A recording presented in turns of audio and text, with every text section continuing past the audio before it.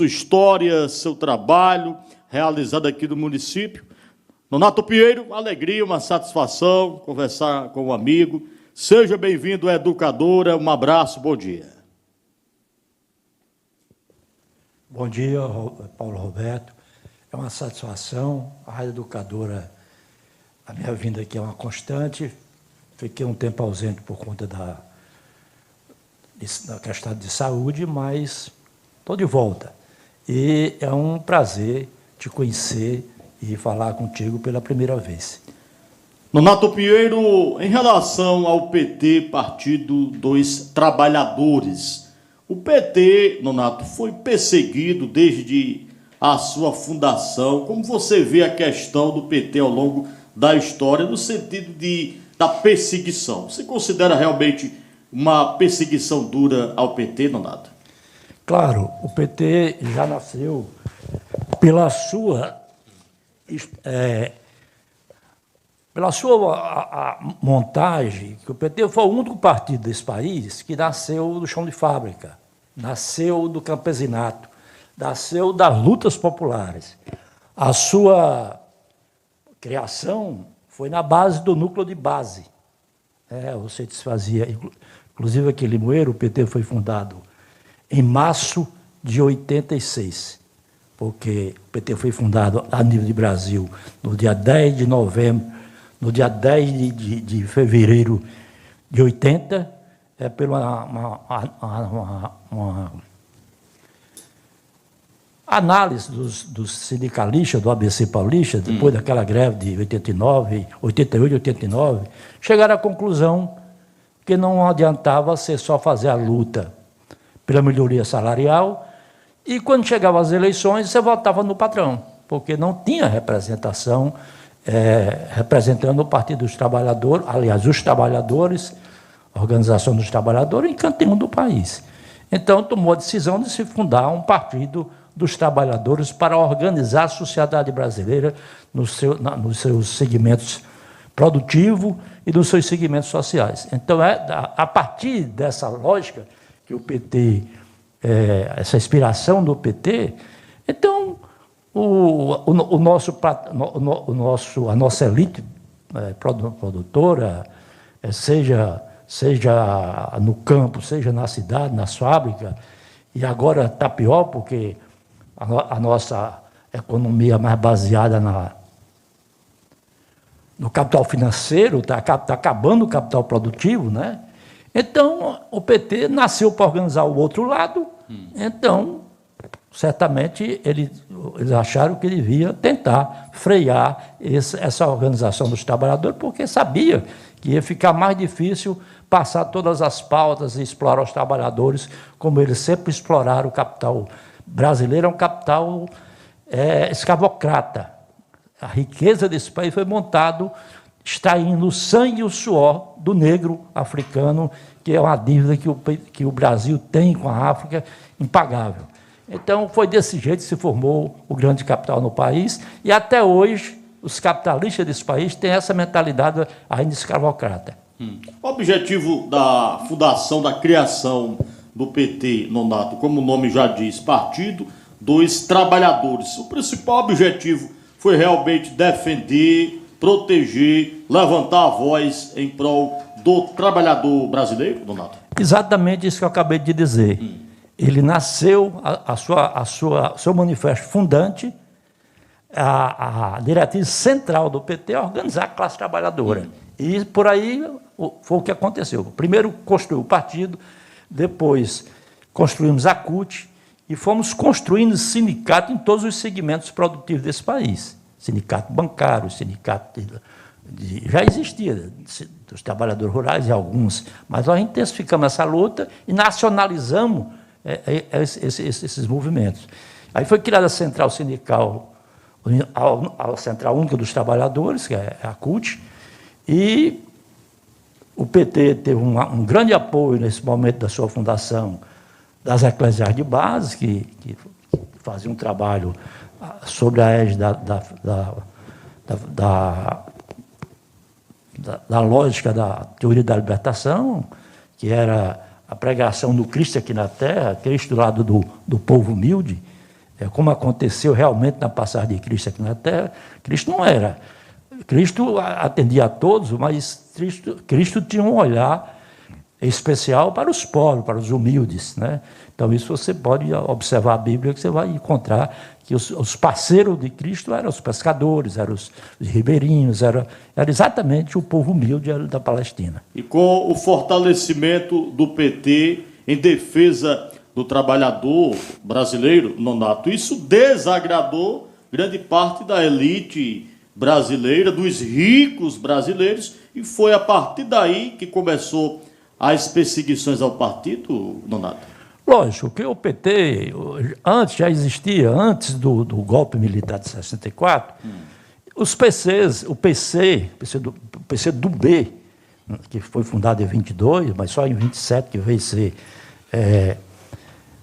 ser credenciado pela União Soviética, porque até então eles tinham a visão que o Partido Comunista do Brasil tinha uma posição arco-sindicalista, porque recebeu uma influência muito forte do anarquismo, os imigrantes anarquistas que vieram da Itália, e não reconhecia. Então, em 27, quando o Carlos Prestes tinha se exilado naquele movimento dos tenentes, em 24, e aí o presidente, acho que era Brezhnev na época, eu não sei se era Brezhnev, acho que ou Khrushchev, não me lembro bem quem era na época, mas acho que era Brezhnev, disse que acatava a fundação do partido aqui comunista no Brasil, mas se o Carlos Prestes viesse ser o secretário-geral do Correio, trouxeram o Carlos Prestes para comandar o partido, mas só na Constituinte de 46 é que ele veio ser legalizado.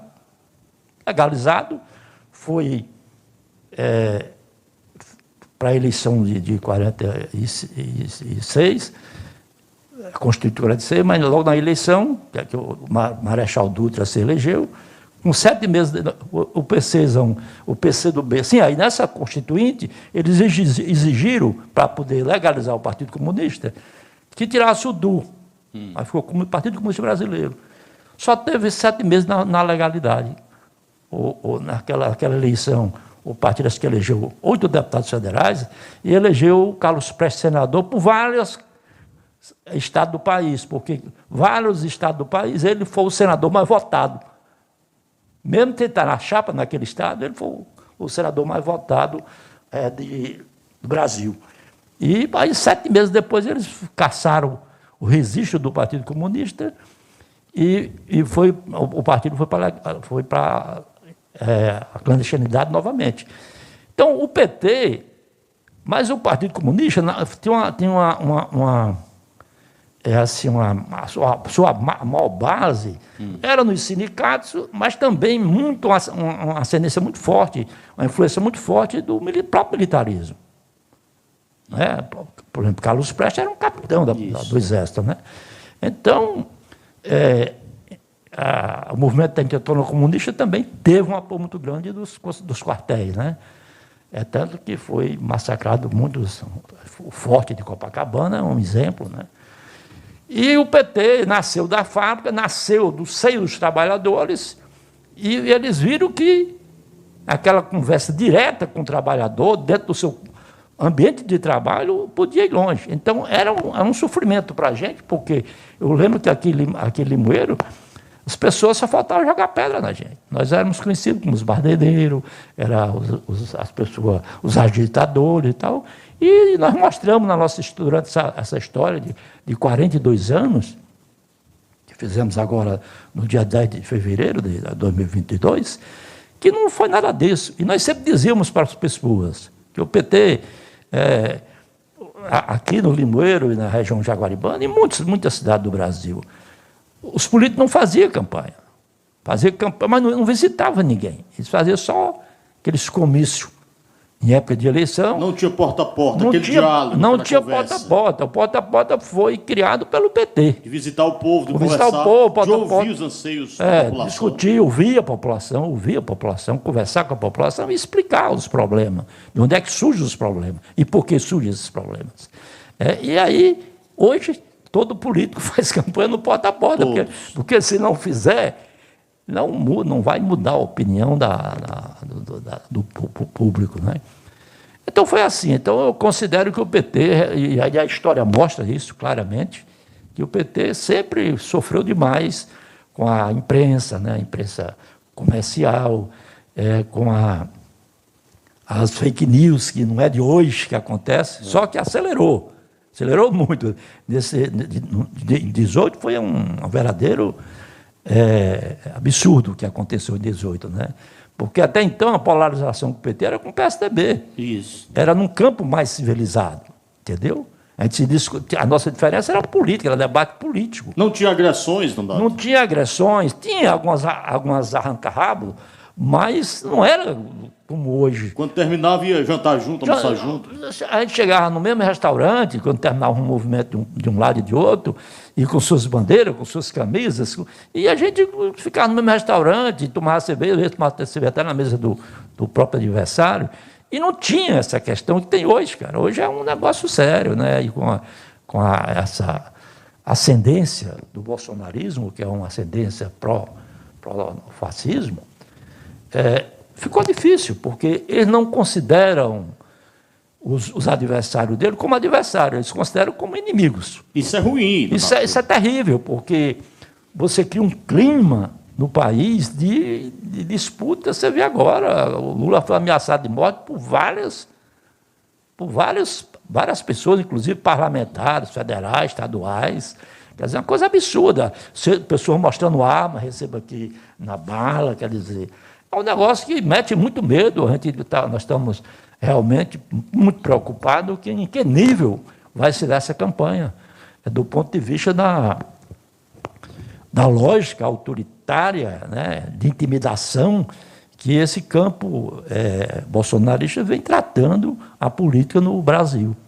Então, mete muito medo, porque a gente pode se deparar até com ato de violência direta, fisicamente. Então, a gente precisa ter muita precaução nessa campanha, fazer o debate, nós temos que fazer o enfrentamento, não há como não fazer, mas precisamos ter muito cuidado com as provocações, procurar sair disso, porque o que nos interessa é paz e prosperidade, mas baseado numa lógica de distribuir renda, tirar esse sofrimento das pessoas de expulsura desse país, que está uma coisa absurda, né? Hoje, a questão basta ser em qualquer supermercado. É triste. Você chega no fim do mês, o seu salário perde o valor 10%, estamos perdendo mês a mês, mais de 10% do valor do salário da gente, do ponto de vista da compra, o poder de compra. E está um aperto, né? Você vê as pessoas em fila de carcaça de osso, comprando osso para fazer um caldo, para poder temperar a comida, porque carcaça de frango, quer dizer, isso é uma coisa que o Brasil já tinha saído do mapa da fome, dos governos Lula. Nós tiramos, isso não é nós que dissemos, estamos dizendo, isso foi a ONU, reconhecimento da ONU, né, a Organização Mundial de Saúde, que apregoou que o Brasil tinha saído do mapa da fome, porque nós fizemos muita política de inclusão social, distribuindo renda, muitas políticas de distribuição de renda nesse país. E é isso que nós queremos fazer de novo, né? O Lula é uma pessoa que todo mundo conhece, né?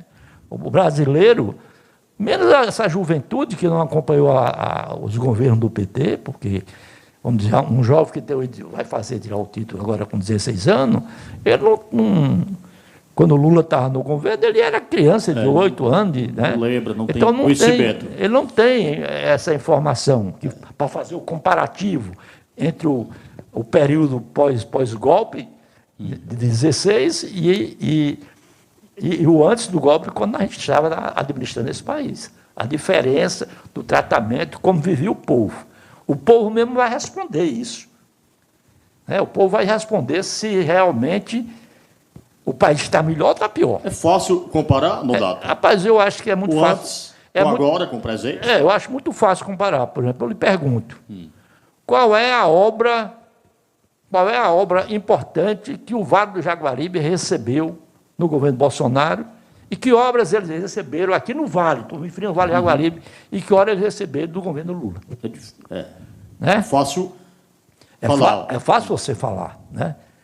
Eu mesmo apontaria aqui aqui presente, no nosso Vale, quando o Castanhão terminou, mas a capacidade do Castanhão naquela época só era de 500 milhões de metros cúbicos de água, porque tinha a BR-116. E tinha que fazer o desvio, pegando ali o entroncamento da serra da Micaela ali, ao lado da Jaguaribara, porque senão o açude não foi tinha. Feito. E o Lula fez rapidamente. Entre Jaguaribara e Jaguaribe. A BR-116, aquela mão dupla que vem até hoje, passa, vai quase aqui a antiga Fazenda Guarani, né, que hoje é a fábrica de suco, ali Pacajus, um entroncamento ali. A Jandaia, hoje é a Jandaia, né? Ficou anos, acho que o governo de Itamar, dos dois governos de Fernando Henrique, governo de Collor, e só aliás, primeiro o governo de Collor, Itamar, Fernando Henrique, e só no governo do Lula, quer dizer, nunca passou de Messejana a duplicação. Eu lembro que antes de Lula assumir, que no Denox resolveu uns problemas aqui, para Jaguaribe Apodi, e a gente chegava em Pacajus, tinha que ir para Cascavel para chegar em Fortaleza, mais rápido. porque não tinha como você passar naquele trecho. Você saía para Fortaleza sem saber se voltava, por causa da estrada que era tão ruim. E quando o Lula assumiu, recapeou essa BR-116 toda e as BR do Brasil quase todas. Entendeu? E hoje estão voltando o tapa-buraco muito mal tapado, você tapa na semana, na outra já estão os buracos do mesmo jeito. Então, dá para se diferenciar. Fizemos a abertura, porque era uma reivindicação quase secular, da ponte Peixe-Gordo, que ela foi feita em 1932. Não sei como é que aquela ponte, você vê como eram as coisas da engenharia daquela época, né? 1932, a carga de um carro não chegava a 15 mil quilos. Não. Então, o Lula fez a abertura da ponte, fez a abertura da ponte aqui, que era conhecida como a Ponta da Morte. Houve vários acidentes nessa ponte. Estreita. Aqui do rio Banabuiú. Só passava um carro. Não passava dois, mas era uma coisa assim muito perigosa, entendeu? Era prudente você esperar que um caminhão passasse. Então, com o aumento de tráfego que aconteceu de lá para cá, né? Então, ficava quase impossível não ter acidente. Foi obra do PT, do Lula? Foi obra do Lula. Obra do Lula. Muita gente nem lembra mais disso. Não lembra, né? Eu estou só mostrando. Aí eu pergunto, qual é a obra? Do Jair Bolsonaro. Jair Bolsonaro, uma obra nacional ou uma obra regional que você me aponte do governo Jair Bolsonaro. Em relação à transposição, Nonato, algumas pessoas dizem, Bolsonaro trouxe água para o Nordeste, para o Ceará. Isso é uma narrativa? Rapaz, Nonato, isso aí é uma coisa tão absurda que, quando a Dilma foi cassada, deixou 85% da obra pronta e o dinheiro em caixa para a conclusão da obra, um canteiro de obra com 10 mil homens. ela não terminou por causa da cassação, do impedimento dela, porque nós estávamos lá com um canteiro de obra com 10 mil operários. Para concluir a obra. Para concluir, faltando pouco menos de 15% da obra. Então, o dinheiro ficou lá no caixa para concluir. O canteiro de obra está lá. O que eles fizeram? Tiraram o canteiro, mataram logo a obra ali. O Michel Temer fez uma parte dessa coisa, talvez o Bolsonaro não tenha feito 5% da obra. Como inaugura, aí disse que foi feito dele, né? É o pai da obra. Quer dizer, você falar isso é uma questão de uma... A pessoa que fala isso, ou ele tem um desconhecimento profundo do que acontece nesse país, ou age de má fé, né, cara? Para enganar os desinformados. Para poder fazer bravata na cabeça das pessoas que não têm essa informação. Mas é uma coisa que não dá, né, rapaz? Porque você Os caminhoneiros, por exemplo, passavam ali antes e depois, né? Acompanharam aquela obra. Os brasileiros acompanharam aquela obra, que não somos, né? Nem todo mundo só fica em Limoeiro, né? Nem todo mundo só fica no Vale do Jaguaribe. As pessoas transitam por esse país, né? Principalmente os caminhoneiros, é testemunha disso. Como foi as estradas, fizemos uma estrada ligando aqui, eu acho ali que de Salgueiro, aquela antiga estrada, aquela estrada das placas, na época que passa por Paulo Afonso, você já sai lá na Bahia, lá na frente, sem passar por Petrolina, entendeu? Então foi feita muita coisa. Foi feita a rodovia norte aqui do Transnordestina, que também deixamos muito avançada a obra. Estava sendo feita uma refinaria no Ceará, outra no Maranhão, né? Já tinha a base para fazer isso. Foi feita a siderurgia aqui no Ceará. Foi feito o cinturão das águas, né? Foi começado no governo Cid e foi melhorado a estrutura do canal desse eixão, que antes você só tinha água vindo pelo canal do Trabalhador, né? E a gente fez o eixão, saindo água aqui direto do Castanhão, né? E depois fizemos essa outra obra, agora que o Camilo acho que inaugurou, essa água que sai, um eixão também que sai aqui de Mauriti e desce pelo Cariri e leva água para o sertão dos Inhamuns. Inaugurou o primeiro trecho. Inaugurou a primeira parte, lá aqui na parte do Cariri, né? Isso. E essa outra parte está toda pronta, até o Pecém, entendeu? Então, nós temos muita coisa, e sem falar no que fizemos na área social. Pronto, uma pergunta que eu quero fazer em relação à área social. Quando a gente fala do Lula, do PT, muitas pessoas dizem logo, na época do PT eu comia melhor, eu comprei um carro, eu comprei mais móveis, eu vivia melhor, a gasolina era barata, eu podia encher o tanque do meu carro, o produtor tinha mais acesso aos bancos para fazer empréstimo, para adquirir realmente poder de investimento através das instituições. A gente escuta muito isso, Nonato, e realmente é uma realidade. Na época do PT, tudo isso aconteceu. Antes do PT, o Banco do Nordeste, que era o Banco de Desenvolvimento do Nordeste, num volume de recursos que até no governo Dilma ela tabelou, porque estava usando dinheiro do FNE com empréstimo alto demais, e ela tabelou que até 200 milhões poderia se emprestar o dinheiro do FNE, mais do que isso, tinha que se...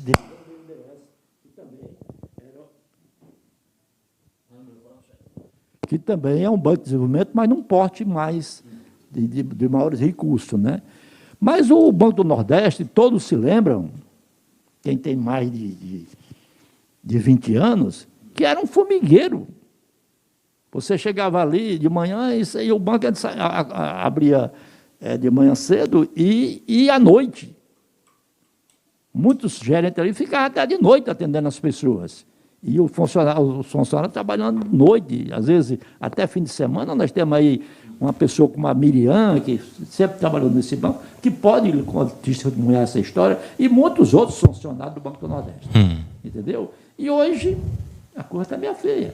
Então não foi só a questão estrutural que o Lula fez. Nós fizemos, no campo do social, fizemos política de crédito, baseado no Pronaf, que tinha 3 linhas de Pronaf, entendeu? Tinha até um Pronafzinho, não me lembro mais o nome do Pronaf, que você tomava 2 mil emprestado e 2 anos depois você pagava com um. Pagava com menos. Pagava com a metade, quer dizer, era juro negativo.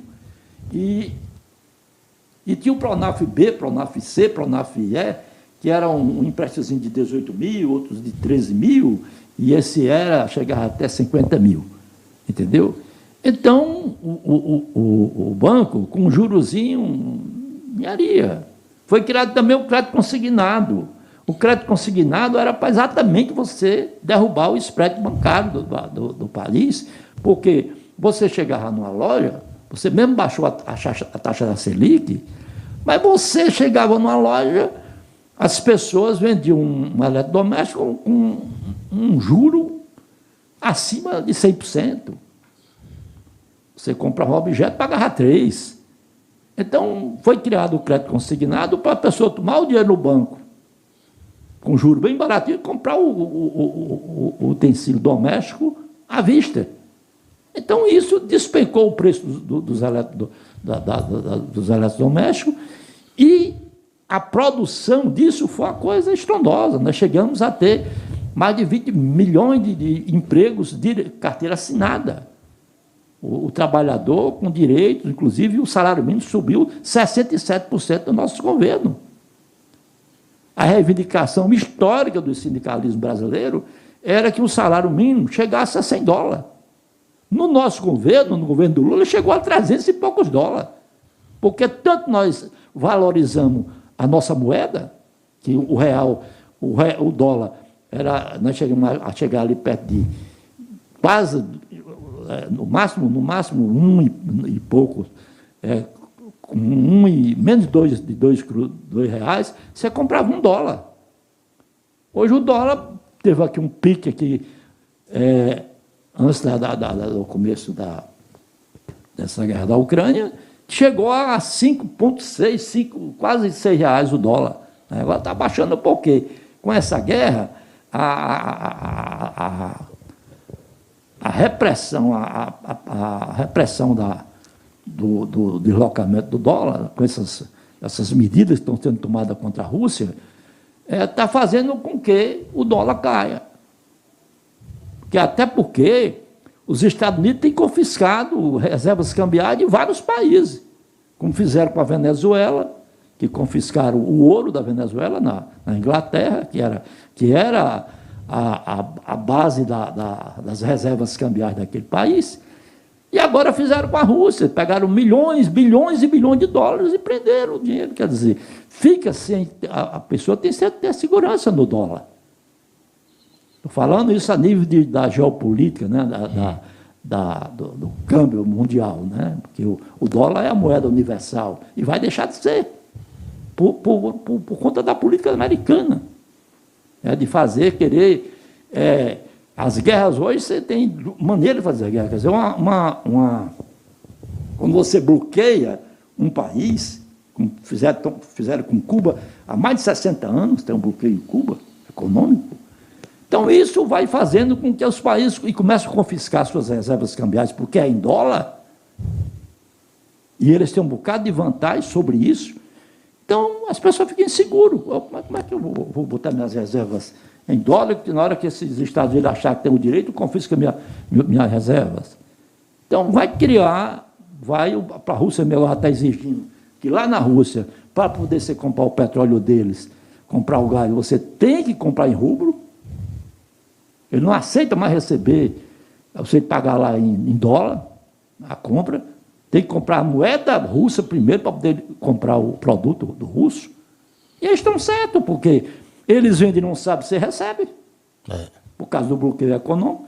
Então, isso que está fazendo com que a carestia desse país e a política dos preços do petróleo, porque quando a gente saiu, o litro de gasolina aqui no Brasil era 2 e pouco.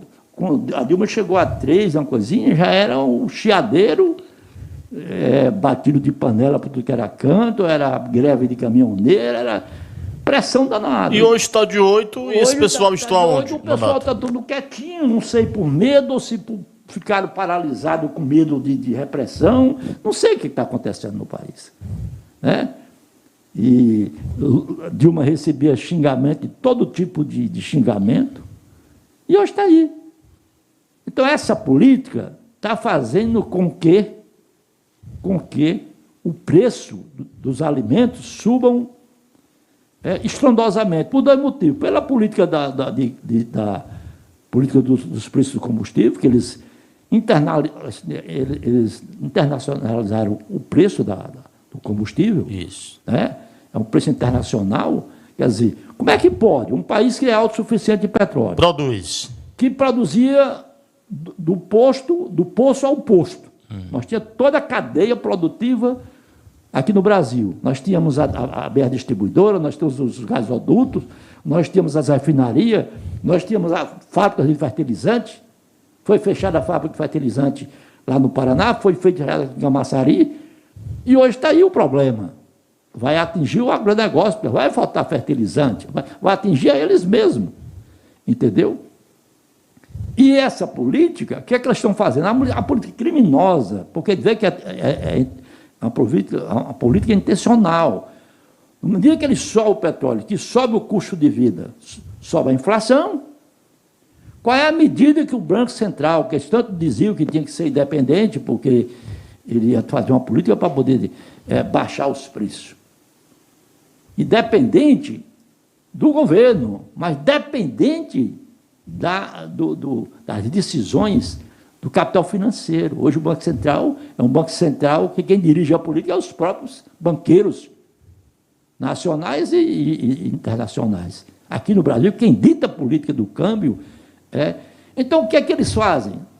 Faz com que a inflação aumente absurdamente, os preços do combustível, pela questão também da falta, porque eles acabaram com os armazenamentos, o estoque que os governos do PT faziam de alimentos, como arroz, trigo, milho, feijão. Nós tínhamos as nossas reservas na Conab. Então, eles acabaram, você não tem mais estoque. E o pessoal, nessa correria do preço a China comprando tudo, e o dólar valorizado, as pessoas começaram a vender seus produtos para fora do país. Não tem uma política de dizer, não, nós temos que ter X de produção aqui para o mercado interno. Então, não tem essa política mais no Brasil. E está aí. Tudo caro. Tudo caro. E qual é a medida que eles tomam para combater a inflação? Aumenta a taxa de juros. Como se a política, o custo da inflação, fosse uma grande demanda. Muito pelo contrário, não existe demanda, não existe demanda, até porque não tem oferta. A política não é de consumo, a inflação não é de consumo. A inflação vem pelo preço dos combustíveis. Quer dizer, o governo tinha... A inflação do Brasil é produzida pelo próprio governo, que não garante uma política correta no combustível e na taxa de energia. Então, tem que subir tudo, porque se a energia sobe, se o combustível sobe, que tudo nesse país depende do combustível, o transporte, a produção, o transporte da mercadoria, então é lógico que aí está faltando as duas coisas principais. É o preço dos combustíveis e a falta de estoque. Então, você não tem como baixar a inflação no Brasil. Aí o remédio que eles aplicam é aumentar a taxa de juros, aí você leva o país a uma inflação exacerbada e, ao mesmo tempo, uma depressão na economia. E a fome aumentando. É a inflação casada com a recessão. Entendeu? Como é que os dois fenômenos, porque, geralmente, quando você tem um, você não tem o outro. Aqui nós temos os dois fenômenos ao mesmo tempo. O poder de compra do salário do trabalhador se acaba, porque é consumido pela inflação rapidamente, que o maior inferno que ele pode ver é um processo de inflação acelerada. A maior dos últimos 20 anos. Agora, esse mês agora, foi 28 anos, né? Quer dizer, antes do plano cruzado, do plano real. Foi naquela crise que foi criado o plano cruzado, para poder ver se... No governo de Zé Sarney, eu acho que aí teve aquela política dos fiscais do Sarney, aquela loucura, né? Que você também não pode partir para os extremos, não. Você combate a inflação com oferta. O governo não está fazendo isso, Nonato, o Jair Bolsonaro? O Jair Bolsonaro, aliás, ele não faz nada. Porque ele entregou a chave do cofre ao Centrão. Quem dirige esse país hoje é o Centrão. Que ele dizia que não teria acordo, não queria conversa. Não queria. Agora você veja, eles têm a chave do cofre da nação, está na mão do Centrão. É o Ciro Nogueira com uma parte, o Arthur Lira com a outra, entendeu? E aí eles... Quem foi que viu, rapaz, essa história de você fazer orçamento secreto com dinheiro público? Você dá uns X bilhões aqui de dólar, que vai ser secreto. Secreto. As pessoas não vão saber como foi gasto e nem quem gastou, para onde foi. Não tem essa história. Quer dizer, enquanto nossos governos, nós criamos vários instrumentos de transparência, No governo do Bolsonaro, ele cria a política do sigilo. Sigilo de 100 anos para isso, sigilo de 100 anos para aquilo. Quer dizer, em vez de você trazer a transparência para a população, você proíbe a população de ter conhecimento do que está acontecendo. É porque tem o que esconder, Nonato. Rapaz, eu acho que... Se não tivesse, seria transparente. O melhor remédio é a transparência. Nós criamos o Portal da Transparência, nós criamos a CGU, né, a Controladoria Geral da União, nós criamos, demos autonomia total ao Ministério Público. A Polícia Federal. A Polícia Federal, e aparelhamos os melhores instrumentos de você puder, no sentido de você ter acesso à investigação do que está ocorrendo. Nós, tanto o Lula como a Dilma sempre atendeu a lista tríplice, tanto para o Ministério Público como para o Supremo, para os tribunais superiores. O primeiro da lista, que eram as categorias que indicavam, sempre foi o primeiro da lista. Foi Lula que nomeou um primeiro-ministro negro no Supremo Tribunal Federal, que foi o Joaquim Barbosa, para prestigiar a classe, o segmento negro desse país, que é o grande segmento da nação. Todos nós temos um pouquinho de sangue negro no nosso corpo. Certeza. Né? Então, e temos uma dívida com a África enorme, né? E não foi à toa que o Brasil teve 300 e poucos anos de escravidão. E quando veio a Lei Áurea, o que eles fizeram com os negros? Em vez de indenizar o período da escravidão, não, jogaram à beira da estrada, que o pobre do negro era obrigado a voltar para a mão pelo menos para ter um prato de comida, porque ficou pior do que o que ele estava na escravidão. Nonato Pinheiro, para a gente finalizar, já são 6h40, já se passaram 40 minutos, a conversa está boa. Nonato, em relação ao Lula, o Lula lidera as pesquisas, tem liderado as pesquisas em todos os institutos de pesquisas de intenções de votos. A eleição é fácil, é difícil, como você está vendo essa conjuntura? A eleição é super difícil. Pensa, a história de já ganhou, não existe isso.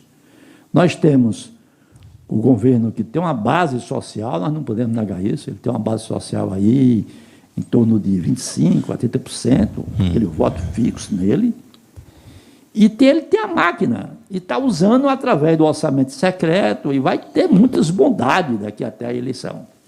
Né? Você já começa a questão como a liberação do 13º, né? Que as pessoas pensam que é uma coisa ótima. Você está liberando um recurso para poder acelerar a economia, o seu recurso, não é o recurso do governo, um dinheiro que já é seu.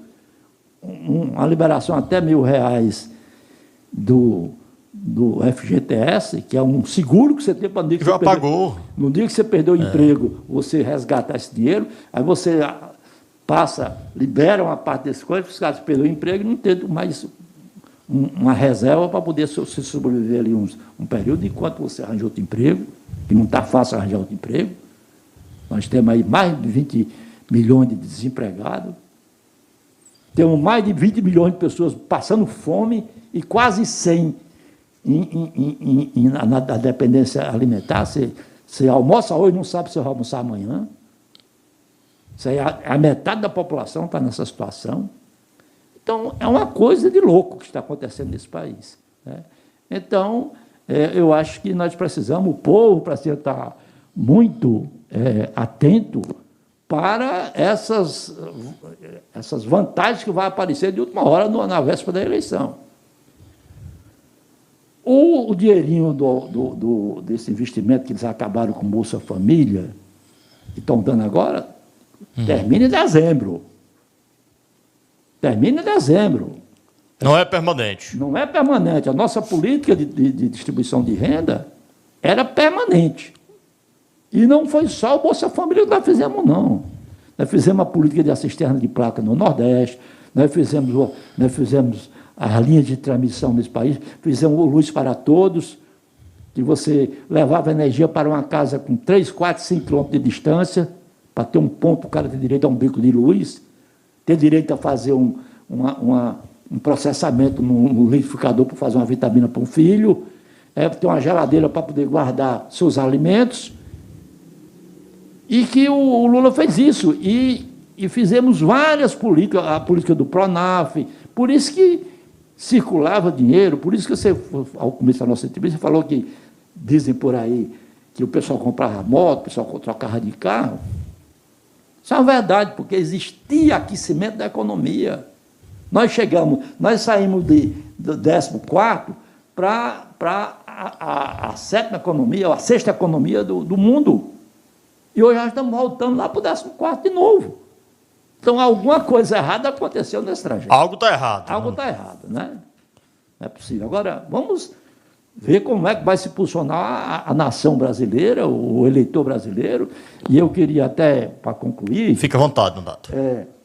Dizer que o PT está lançando uma cartilhazinha sobre os comitês populares de luta, que é uma forma de organizar, e esses comitês não vai ter filtro, não vai ser comitê do PT, vai ser comitê populares. Qualquer pessoa, com qualquer capacidade que esteja imbuído de mudar esse país, pode fazer parte desses comitês. O que é que vai ser discutido nesse comitê? Como fazer, como discutir com as pessoas, capacitar as pessoas para fazer o debate, porta a porta, nas suas residências, nas suas ruas, no seu local de trabalho, nos locais de estudo.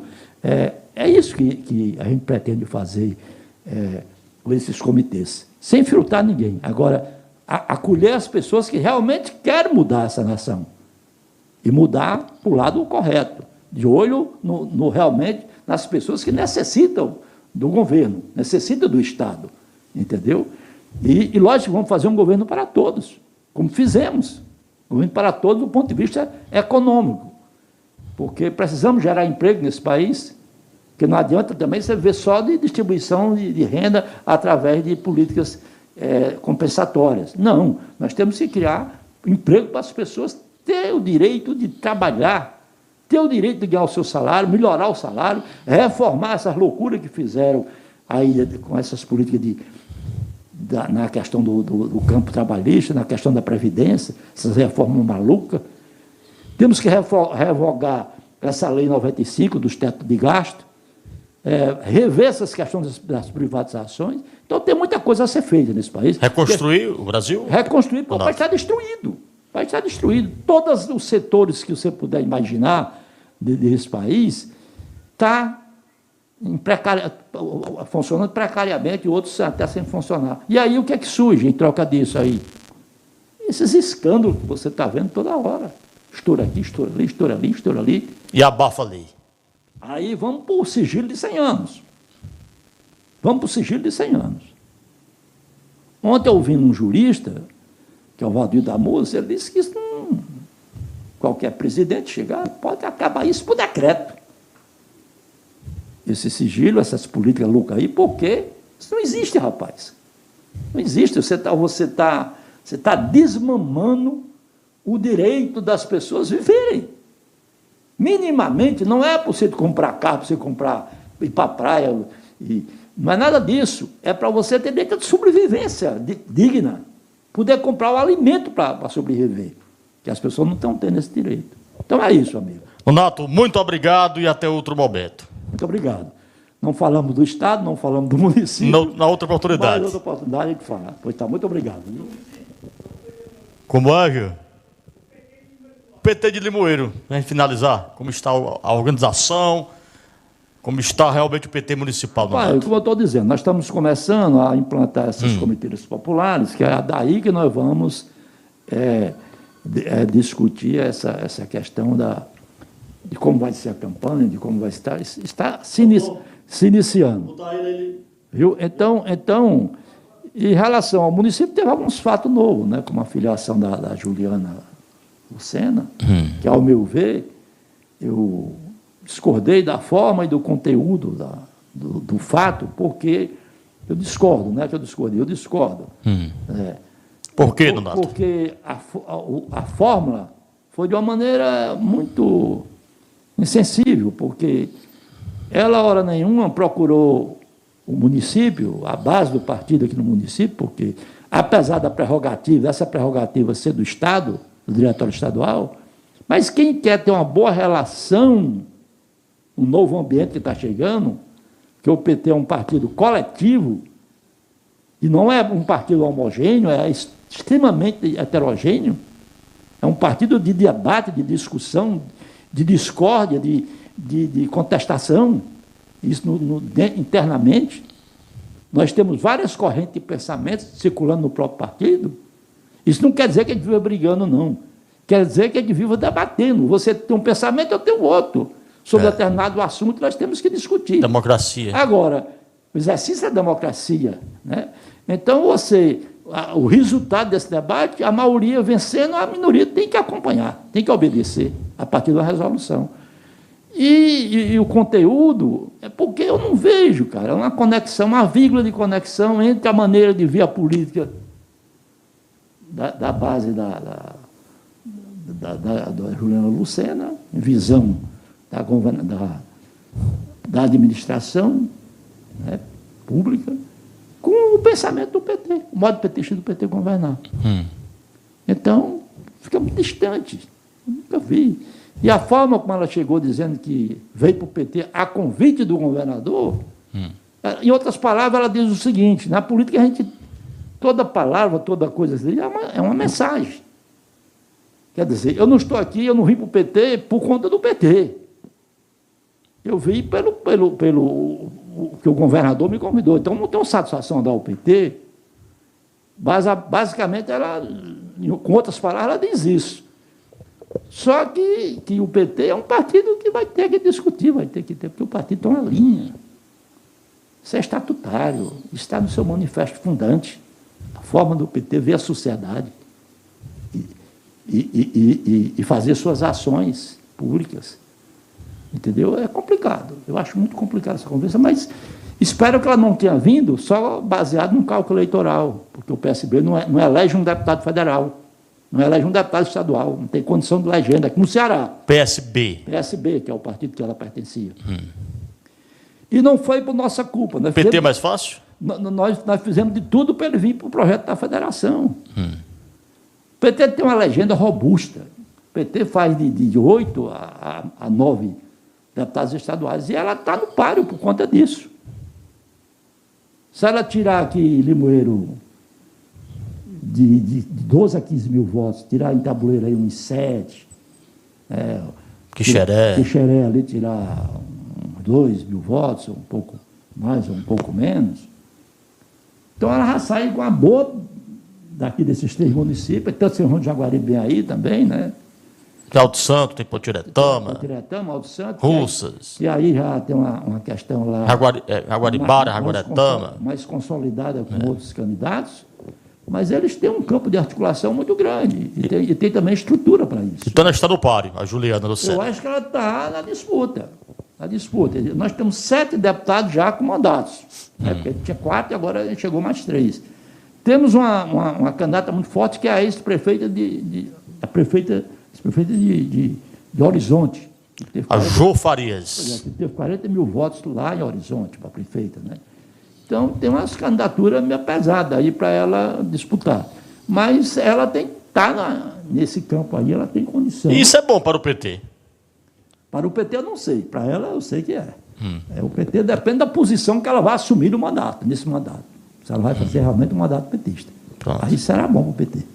Donato, fica à vontade aqui do meu lado, que o Tom Gugel vai entrar.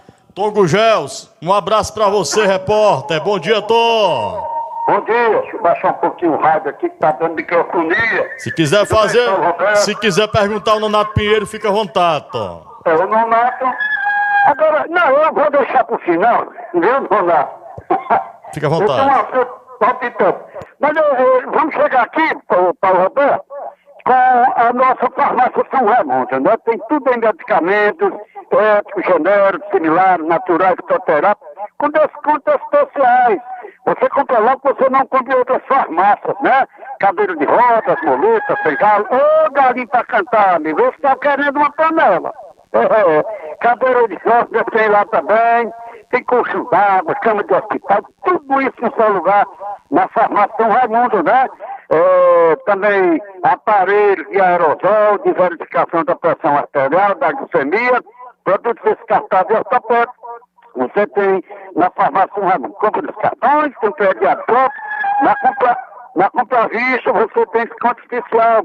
Ela é conveniada, credenciada ao programa Farmácia Popular do Brasil, com remédio de graça, 0,800 para quem é asmático e hipertenso diabetes, outros medicamentos contra 90% de desconto. Na conta do braço, pertinho do Classic Hotel, 3423-3666 o telefone. E também o nosso supermercado Nova Opção, viu, gente? Está vendendo peixe do mar, peixe de água doce, bacalhau, ovo de... Que ovo bonito, ovo bonito de ovo, galinho danado.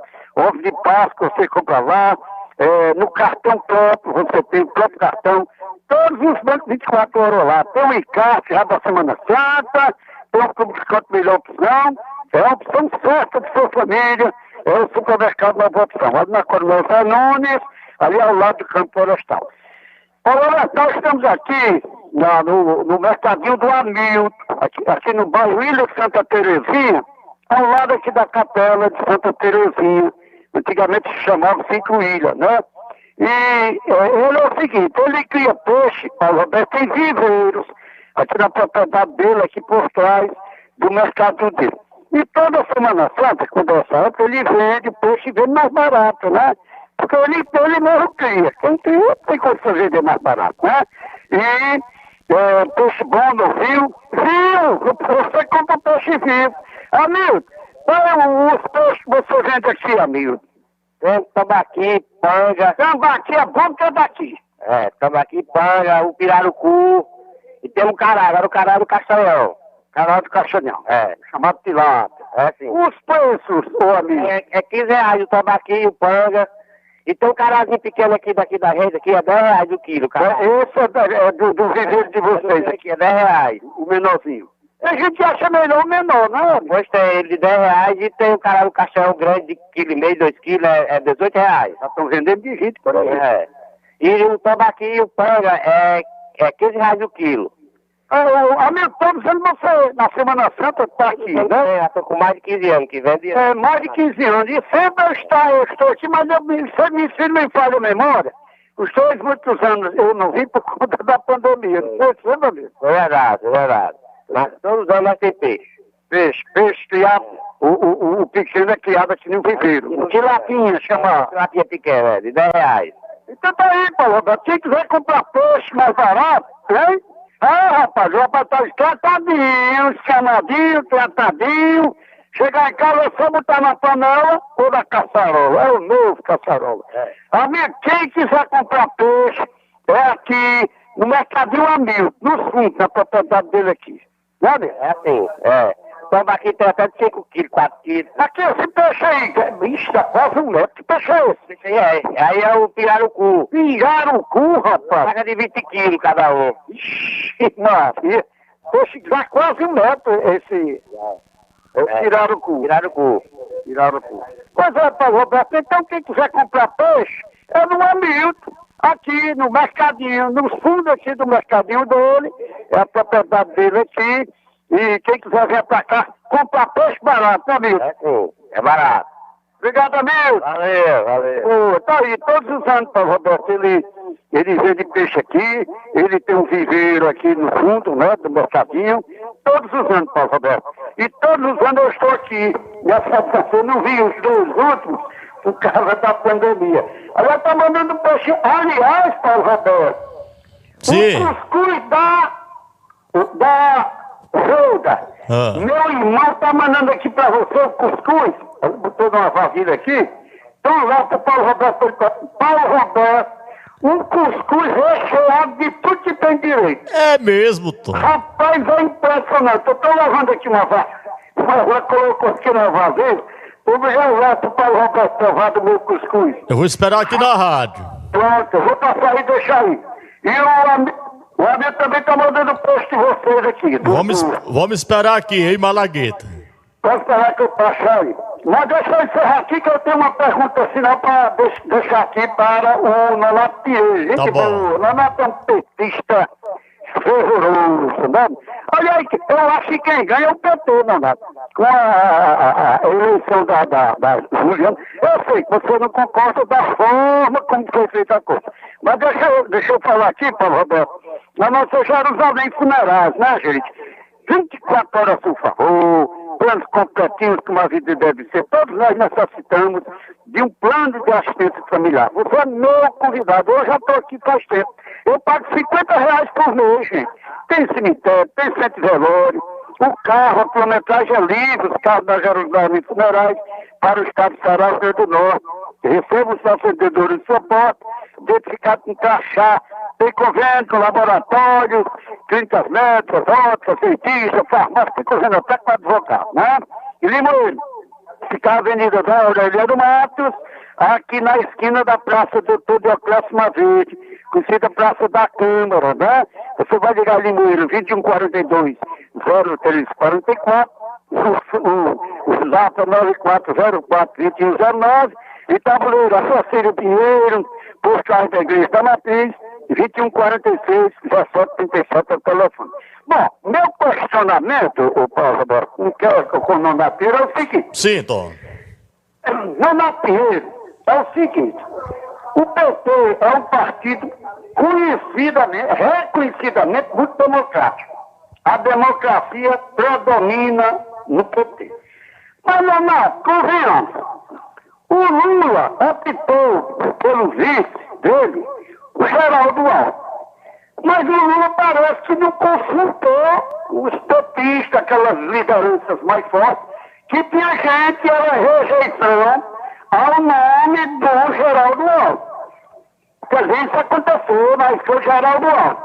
Tinha alas petistas que não concordavam com Geraldo Alckmin na vice de Lula. E o Lula escolheu, bateu o martelo, é ele, e tudo bom? E terminou sendo o Geraldo Alckmin. Então eu pergunto, Nonato, cadê a democracia do PT? Porque eu acho que o Lula, para escolher o Geraldo Alckmin, ele teria que fazer reuniões com as lideranças petistas maiores do país para tomar essa decisão. No entanto, ele tomou uma decisão antecipada, apressada, e o nome do Geraldo Alckmin, repito, teve rejeição por parte de uma ala do PT. Pronto, só isso. Roberto, até amanhã, se Deus quiser. Um abraço, Tom Gugel. E o Nonato Pinheiro vai responder o seu questionamento, Tom Gugel. Fique à vontade, Nonato. Tom, um abraço para você. Seu questionamento já traz a resposta. O processo para poder trazer o Geraldo Alckmin para ser vice foi um processo democrático da parte do Geraldo Alckmin, da parte do PSB, porque discutiu-se isso, o Geraldo Alckmin veio para o PSB, que ele não era do PSB, estava sem partido, e o PSB apresentou a proposta ao PT, colocando o Geraldo Alckmin como vice. Isso é democracia. Não houve esse processo aqui em Limoeiro, Tom. Nós estamos questionando exatamente essa falta desse processo. Nem pela parte da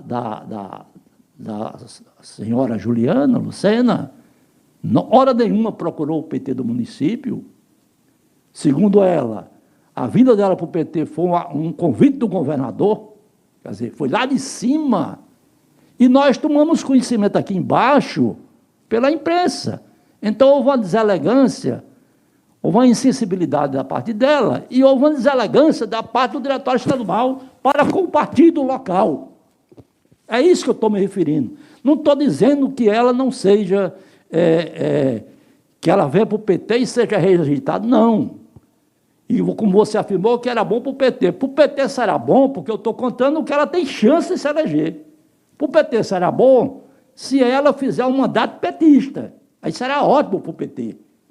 Foi isso que eu acabei de dizer aqui. Espero que ela não tenha vindo para o PT só na convicção de um cálculo eleitoral, que desse a oportunidade a ela de disputar a eleição, mas que venha para o PT no sentido na vontade de ajudar a nos construir esse partido aqui na nossa região, no nosso município e na nossa região.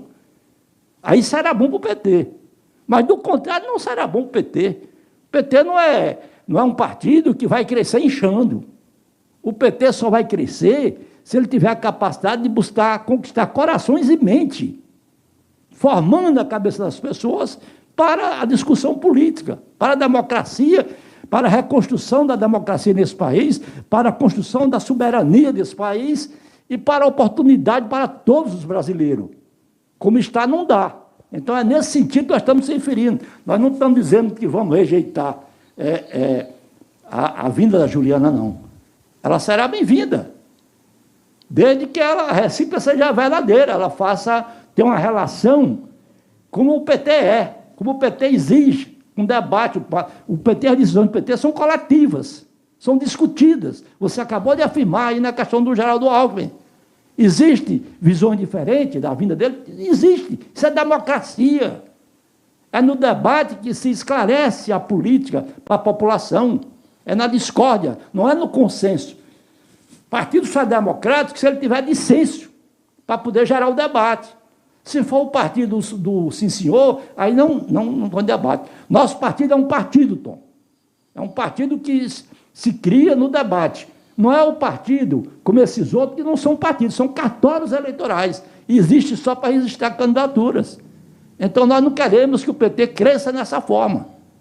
Porque dessa forma é muito fácil, basta ter estrutura para poder crescer. Como o Partido dos Trabalhadores não tem estrutura, do ponto de vista material, então nós temos que crescer conquistando consciências, mentes e corações. Era essa a resposta, Tom, que eu tinha para te dar. Nós não estamos aqui questionando que ela não vai ser uma boa parlamentar, que ela não é uma pessoa que a gente tenha respeito. Temos respeito, sim. Temos nada contra ela. Temos respeito pela administração? Temos. Achamos uma administração mediana. Agora, a parte da relação administração-sociedade é que deixa algumas coisas a desejar. Porque eu não vejo, não ouvi falar em discussão que o executivo tenha se dirigido à população, aos bairros, às comunidades, para discutir a distribuição do orçamento, como vai ser. O PT tem a política de orçamento participativo.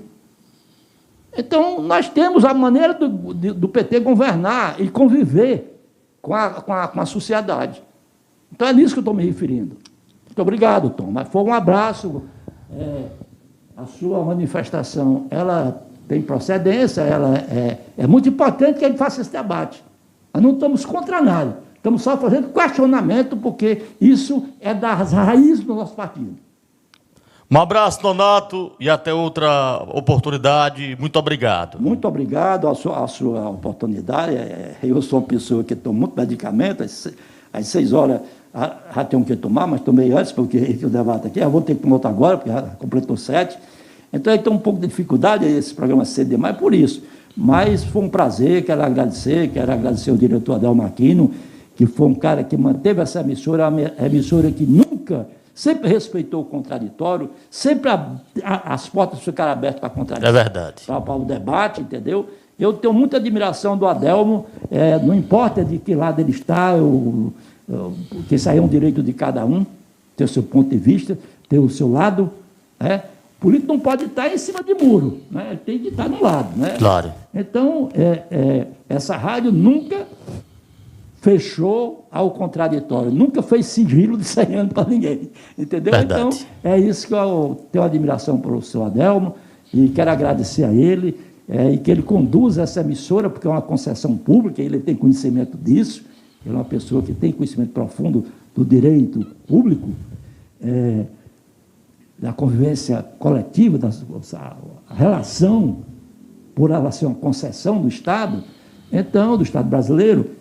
Então, ele nunca fechou. Tem emissoras aí que não quer negócio de ouvir falar no nome do Lula. Só um lado. Só tem um lado. E não pode, porque não são donos do direito de estar, porque é uma empresa de cunho privado, mas a execução desse direito tem que ser público.